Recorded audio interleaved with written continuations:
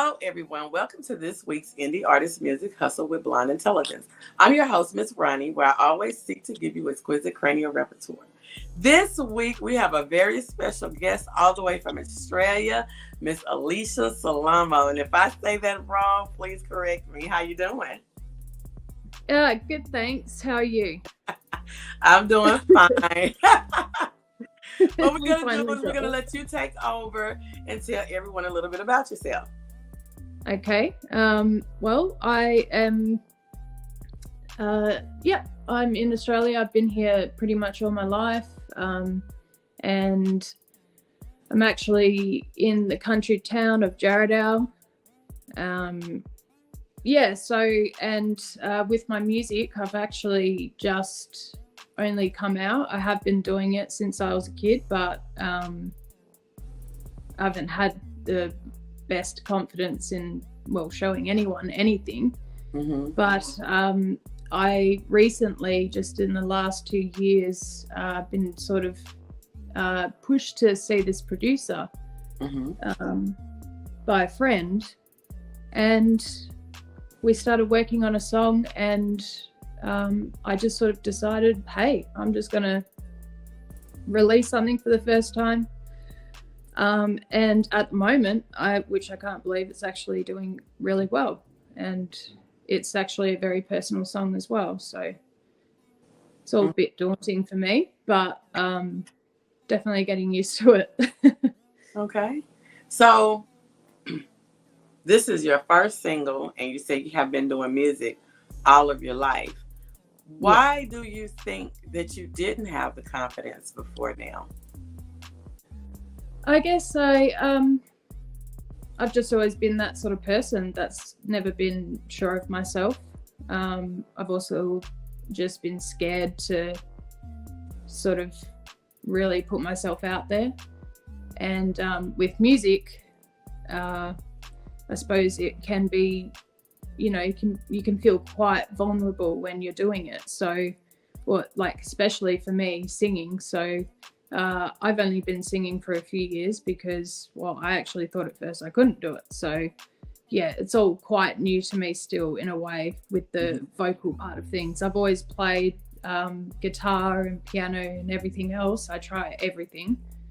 But singing was definitely a new thing. So I didn't want to share it yet. Okay. Basically. So it's the good guitar and the piano, which is your favorite?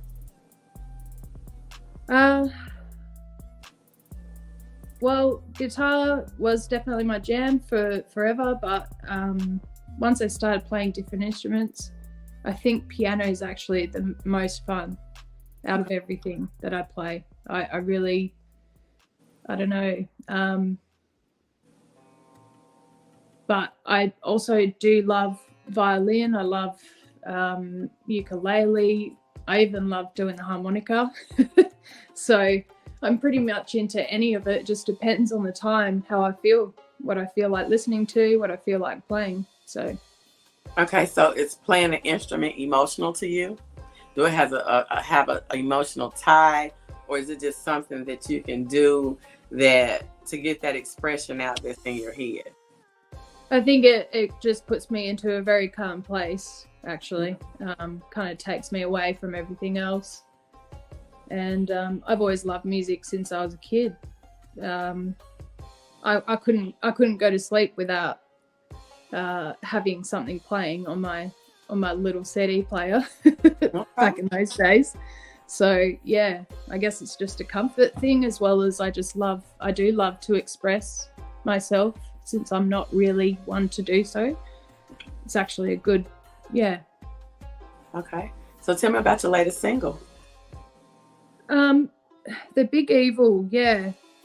I decided, out of all songs, yes, I decided to choose the one song that's probably the most daunting to bring out, because it's funny enough, it was the first song that I decided to release is actually the one song that was probably the hardest song to release, because it's a very personal song. It's basically about my first experience with epilepsy, having my first tonic-clonic seizure. Mm-hmm.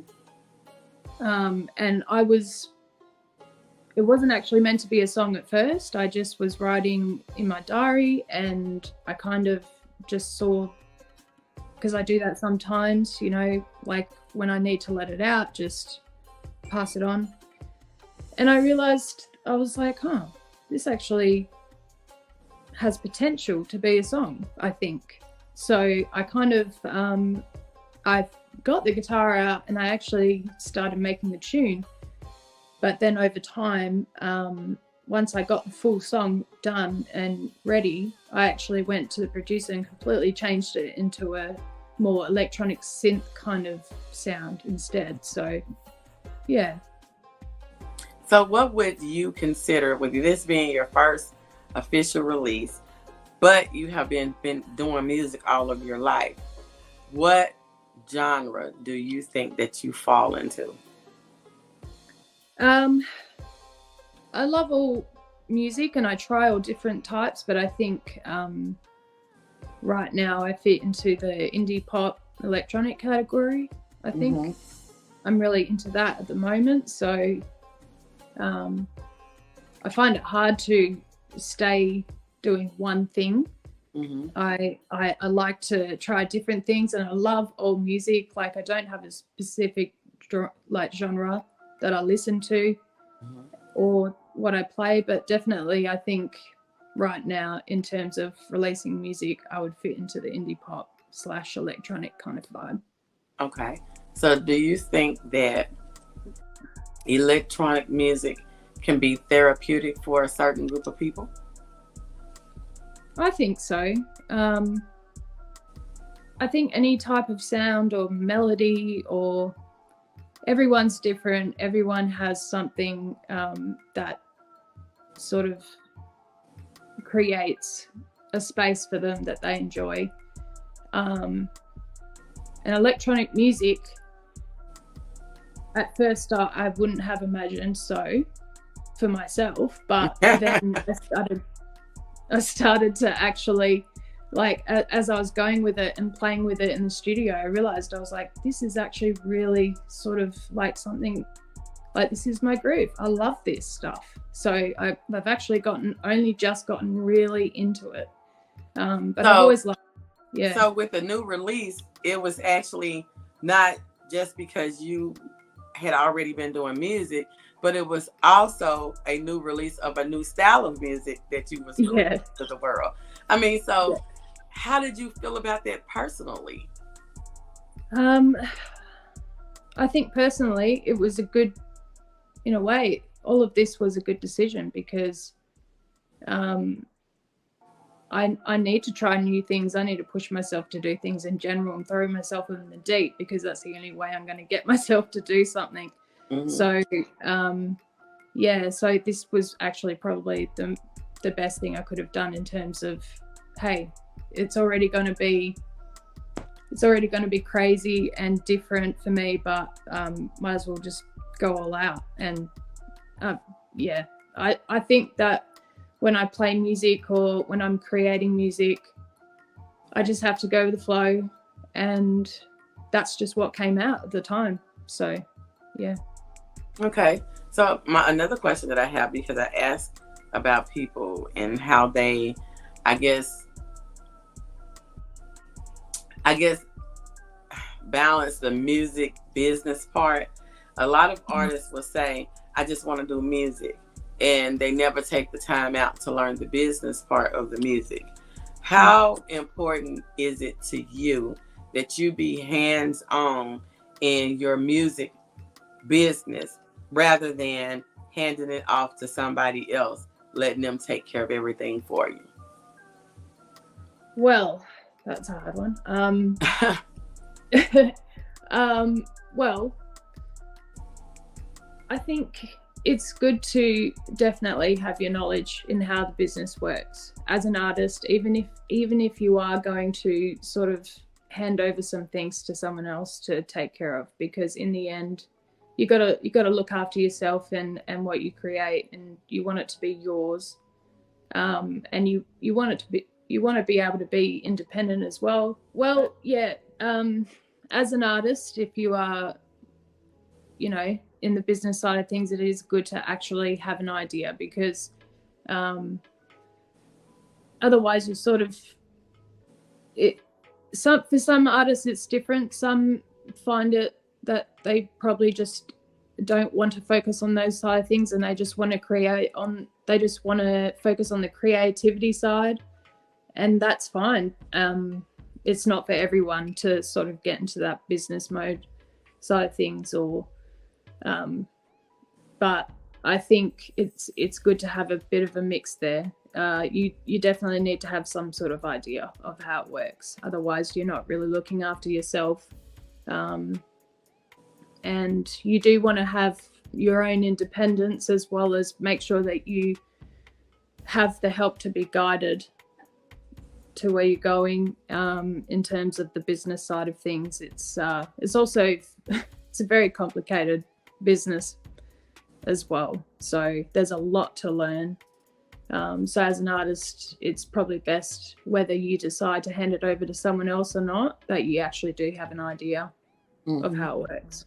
Yeah. So I want to ask you a question about merchandise. Artists has to have some type of merchandise to go along with streaming sales, or streaming and downloads, and even if you have physical copies for your physical copy sales and all those things. One thing that I learned was that in order for your merchandise to be successful, it must truly represent you. You as an artist selling merchandise, or if you have gotten to that point yet, what piece of merchandise do you feel like would represent you as an artist, rather than just having just a t-shirt? Well, yeah, I haven't actually gotten to that part yet. But yeah, I would say that most people do the whole t-shirt clothing thing. Merchandise. I don't know, it would be great if I could hand out my own instruments. Create something new even, or claim it as my own, but I actually just haven't gotten to that point. And I actually, that's another business side of things that would be good to know. So it kind of does fit the other question. It is good to actually, artists, when they do their live shows, well, they even sell on their website, but when they do their live shows, they like to have things to sell to bring in more revenue for the artist. So a lot of times people do t-shirts, or I had an artist to do shot glasses, and another artist to do keychains and different things like that. And of course, when you get bigger, you get endorsements or whatever. So what type of endorsement do you think that would be a perfect fit for you as an artist? I really don't know. This is all very new to me. Yeah, I think I really like the idea of the shot glasses, actually. That was whoever thought of that, well done. It was you, was it? Yeah. Probably the party side of thing is definitely, yeah. Because I think that artists have to think about, where are you going to perform at most of the time? Is it going to be family friendly? Is it going to be at a club? Is it going to be an adult party or event? Is it going to be kid friendly?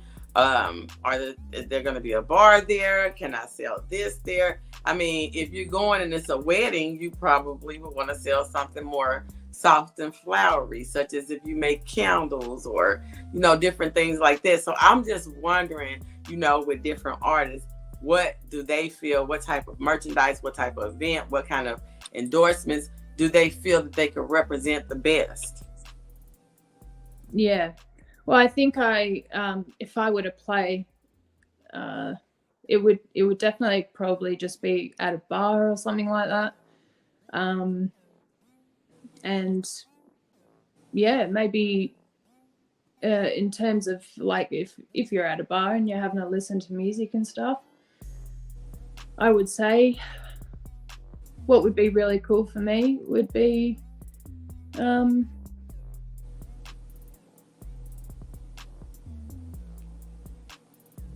yeah, probably just I really don't know. I really have no idea. I really don't know. I never thought of this before. Well, that's okay. Well, thank you. Go ahead. Well, I think it's just because I'm never settled on one thing. I would like to sell a lot of things, a lot of different things, depending on what vibe we're going for, what you're sort of doing during the day, how you feel. So yeah, I think that's actually why I love going to pubs and stuff, because it's a bit of just celebrating, just having a good time. So if anything to sort of represent that, I suppose. Okay. Well, I thank you for coming. I want you to tell everybody your name again, the name of your single, where they can find it, and your social media handle. Okay. Well, yes, I'm Alicia Salerno, and I am releasing The Big Evil. It's actually just been released, and it's on all digital stores. Mm-hmm. So basically, you can download it for free, or however you like to get your music. My Facebook and my Instagram accounts under Alicia Salerno Official. Mm-hmm. And you can check out all my music on that and its progress, and anything else that I come out with, I keep you updated quite regularly. So. All right. You can find her single, The Big Evil, on all streaming platforms. You can find us on Facebook, Instagram, YouTube, Twitch, LinkedIn, and Twitter. And the podcast on all podcasting platforms, Apple, Spotify, Google Podcasts, Stitcher, all those places. Don't forget to like, share, and subscribe. See you next week. Bye. Bye. All right.